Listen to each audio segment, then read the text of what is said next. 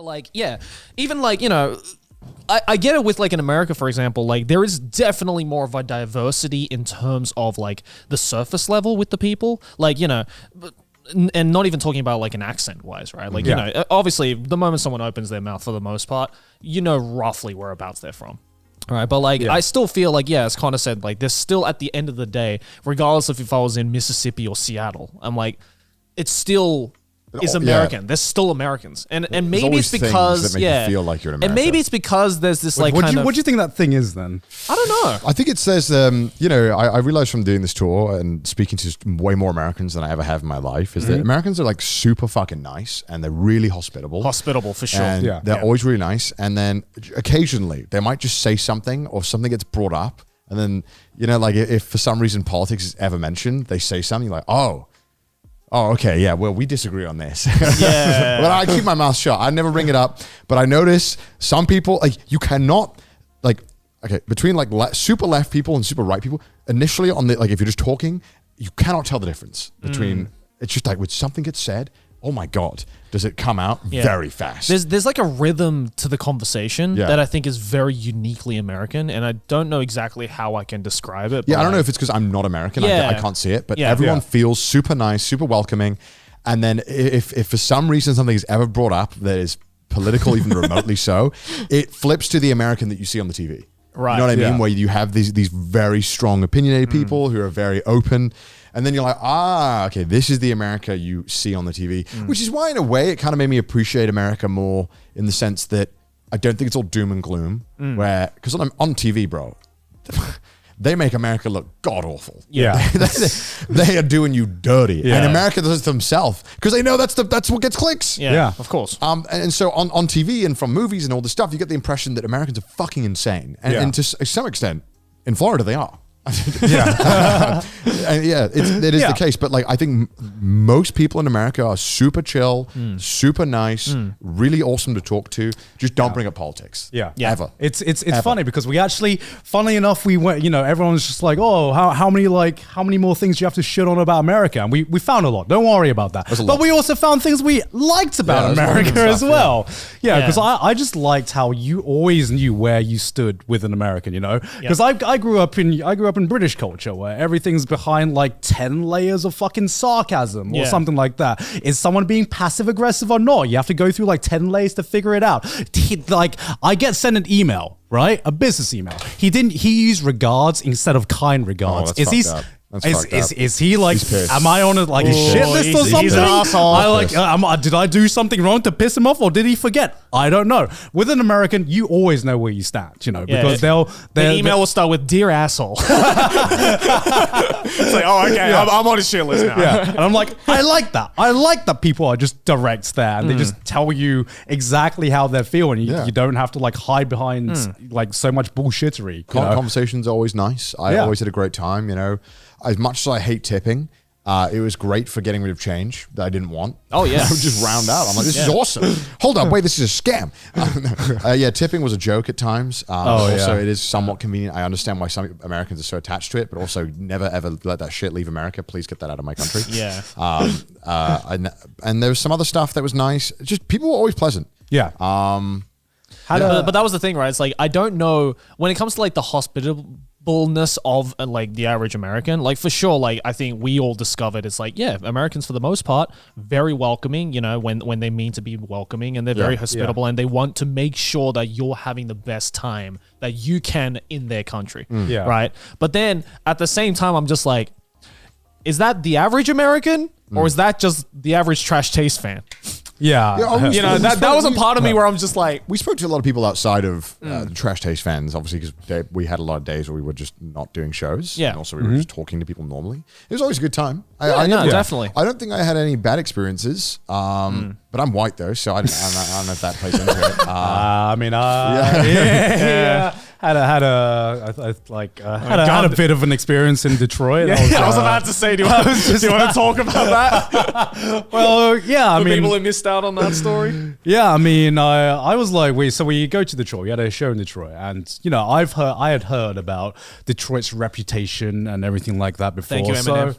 Yeah, so I came out like guarded. So there was this like anime shop that was like 1 block away. So I was like, what's the worst thing that could happen if I just go to this? You went to Detroit to go to an anime shop? No, there was just one that was just like a block away from our like from the venue, and I was like, "There's nothing. We got like 3 hours to kill." Yeah. I was like, "Why not check it out? Why not check out to the anime shop just to see what the Detroit scene's like?" Right. We walk out, and I'm with my with our producer at the time, and I'm walking around. It was actually like a really bougie area. We had like really nice coffee shops, really nice. The Detroit restaurants. wasn't as bad. Yeah. From what I'd heard from Detroit, it sounded like a war zone. Yeah. Like the But at least street, the area we were in was quite nice. Yeah, it was nice. the streets were clean, and I was like, "Damn, this is not the image of Detroit that I thought it was gonna be." Obviously, I know there are some areas that are Obviously, not good. obviously, Of course. But yeah. good. It was like a nice bougie area, and I remember turning to my producer, be like, "Wow, Detroit's not what I thought it was going to be at all. This is like a really nice looking area. This is really bougie." As soon as I finish the sentence, I walk around the corner, and then there's this guy walking up towards us. He sees me, and he goes, "You don't belong here. Get out." And I was just like, is he talking to me? I don't know if he's talking to me. Maybe it's just a crazy guy. Let's just go into the store. So we quickly shuffle into like the store. And as I open the door, I just hear in the corner of my ear, "I'm talking to you, boy. Get out now." And I'm like, I'm just gonna go in and just find solace in the fucking anime store. That would have been bro. so scary. Yeah. Fuck. Yeah. And then I was like, okay. There it is. There it is. Okay, there it is. obviously not good, but that was the only time anything ever happened, right? To any of us. Yeah, I think so. I mean, I definitely, if there's one thing I learned on this tour is how to talk to homeless people and get out of those situations, because there were many times throughout the tour where, you know, after the show, you know, we would just kind of like be hanging outside of the bus, you know, just like talking and chatting, getting some fresh air and stuff like that. And then, you know, usually it's at like midnight or like 1 a.m. Yeah. And, you know, because we're for the most part parked in front of a venue, it's like, you know, right on the side street, right? Yeah. And of course, you know, with most American towns, there's a lot of homeless people, you know, walking around at night. Yeah. And oh my God, I probably it was in contact with like, I want to say like 50 altogether on this tour. Yeah. Homeless people. Every single tour, there was at least 1 or 2 homeless dudes who'd walk up to us. And I used the Ditus technique. I was going to say, I understand why Ditus has this technique now. The first one in Minnesota, dude walks up, you know, asking for change or whatever it was. I don't know. He was like slurring his words. And I hit him with the sorry man. Yeah. And he was he just like grumbled and was just like, "Oh, well, at least you're nice about it." And I was like, oh my God, it works. Yeah, because I feel like, okay, in terms of like Americanness, right? There is like an inbred skill in like every American I've met. Inbred. Sorry, no. Inbred skill. Ingrained. Sorry. Inbred skill. An inbred Ingrained skill. is what I meant to say. I'm sorry, man. My wife / sister taught me this I'm one. sorry. We drove through Alabama once, and it just Inbred changed me, skill. man. It changed. Like every American has this like ingrained skill. Yeah. That was a Freudian, wasn't it? Ingrained Freudian skill to de-escalate with homeless people. Yes. I saw it. Something like I remember we were outside like the Texas venue, and like this homeless guy comes up, and it was me, you, and Aaron. And I remember. Do you remember the homeless guy that was like, "Yo, was Jay-Z performing here?" and like Aaron was like a full-on conversation with him, and I'm thinking like he asked us like for crack and stuff like that. And I was just like, I don't know what I'm doing. I'm not gonna say shit. Garnt and I were just completely silent. Yeah, we were just completely silent, and Aaron just like dealt with it like a fucking pro. He was just like, nah, Just like, sorry, bro. Yeah. Sorry. Yeah. I mean, I think a lot of the times they get homeless people get demonized too much, right? At the end of the day, they're the fucking people who, you know, for whatever reason, life didn't go their way. Yeah. I think, you know, just showing a bit of compassion, they appreciate that. Oh no, of course. I Obviously, like I mean, if there's one thing I've learned, it's like the worst, I guess, reaction you can get from a homeless person is ignoring them. Yeah. You know, because Yeah. if you ignore them, then that's when they get pissed off, right? See, Because, but if you deal with it just like calmly and just, you know, candidly, just being I mean, like, people don't- sorry, you- man. you You're a know, human, right? No Yeah. human wants Yeah. to feel ignored. Just be like, sorry, man. Have a good night. Just stuff like that. They're good. Yeah. But like I notice it's just like very different in America versus like the rest of the world, for example? Because in most places in the world, you do ignore. You know, that's kind of like what you're taught to do, right? But in America, it's like when you see like a homeless person in America, they're like, it's hard to describe. They're very much way more active and in your face than in comparison to like other places in the world with like homeless people. I think it's harder, right? Harder to get by. You know, they have a system that failed them. Because obviously one thing I think we all noticed is that the homelessness in a lot of the cities was insane. Oh my God. It was, you know, there were certain cities where it was like, whoa. California, this is bad. Yeah. I mean, obviously, because West Coast, it's a lot warmer all year round, so a lot more homeless people can live there. So that makes a lot of sense. But man, you feel for them, man. You know, the system in America, the way it's built, is not fair. I remember though, Sarah, our VIP manager, was just blown away by the fact that it's like, wait, homeless people don't just talk to you in Japan. No. It's like, what do they do? And I'm like, you barely see them. Like maybe in like Shibuya or Shinjuku, you might see them, but everywhere else, dude. They're not there. And she's like, where are they all? And I'm like, so sad. And she just couldn't believe it. So sad because her entire life, she's just been taught to be like, homeless dudes are going to come up to you late at night and you just have to deal with it. It's just something you deal with and live with in America. So and she just couldn't believe me when I said like, homeless, like I don't have to deal with homeless people in Japan. And they just don't come up to you. And she just couldn't believe it. She's like, what? What do you mean? What do you mean you don't have to deal with them? Like, as in they're not there? And I'm like, I mean, I think in Japan, obviously, talking about homelessness, there's a lot of, it's like, obviously, how you become homeless and the systems that make you homeless, in a sense, are very, I think, impactful on then how, as a population, maybe they behave or what they need to do. In America, you got to be ruthless to get by. Oh, right? You know, in Japan, I think there's more options that you have. And the reason why I think homelessness is hard to get out of in Japan is it's so expensive to get a place, and if you don't have the correct documentation, it's impossible to get it sorted. And there are a lot of homeless people in Japan.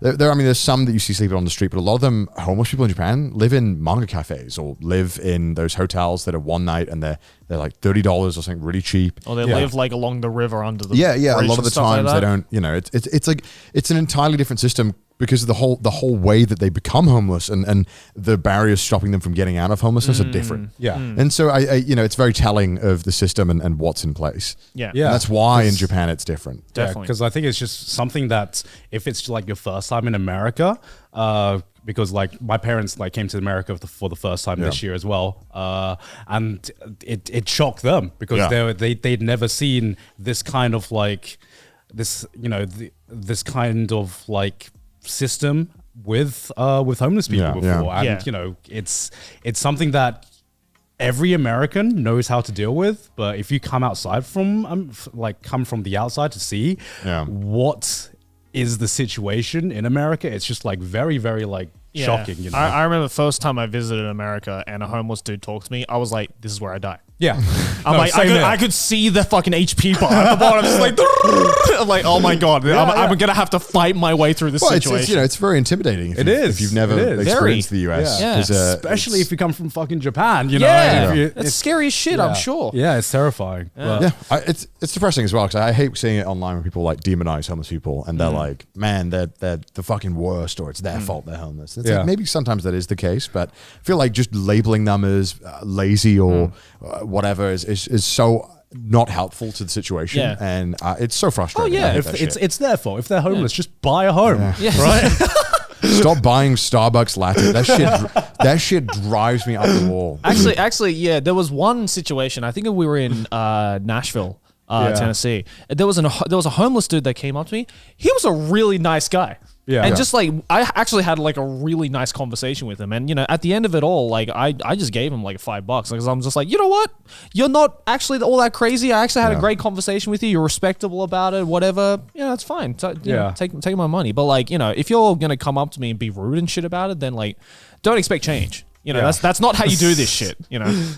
No, I saw one. It was actually in Colorado. Actually, you know, there was a homeless person who was asking for money. And, you know, a common response was obviously, sorry, don't have any money on me. You know, I've only got a card. And he was fucking prepared, man. He whips out this like one of this, you know the square fucking device where it's like the contactless. It was like, don't worry, you can tip me if you want. I'm like, yo, he's fucking hustling, man. Yo, homeless dudes in the 21st century. Holy shit. He just whips out his phone. He's like, I got PayPal. I was like, that fucking shocked me, man. I was like, holy shit. I respect that. I'm torn in many ways about it because I also like you mentioned like that the one of them was nice and some of them aren't nice. And it's like, well, I don't know. In a weird way, it's like, man, the government should just fucking help them. Why do I have to decide which one is a good court jester and which one amused me the most? To give money out like a king giving it to a peasant. Like I'm like, just fucking help these people. Stop wasting all this money on other shit that I guess a lot of people don't want to pay. Yeah. And also the problem's going on so long now that there's no simple solution. It's so ingrained and people accept it. It's just become a cycle now, unfortunately. It's frustrating. Like, yeah, I mean, currently the system's broken, and I'm not well informed enough to unfortunately know how to fix it. Yeah, God, stepping in, guys. Guys, I'm going to end homelessness. Here's how you deal with it. Well, okay, I mean, just give them houses. It's also, I just want to preface that obviously America has a bad one, but like the UK and Europe is also not great at all. Oh, Australia has tons of homeless people as well, for sure. Yeah, I mean, house prices are fucking insane. Yeah, in all of Europe and Australia and America right now, and you know. It's hard to change the rules when the dudes in top have benefits in making sure the house prices stay high. Yeah.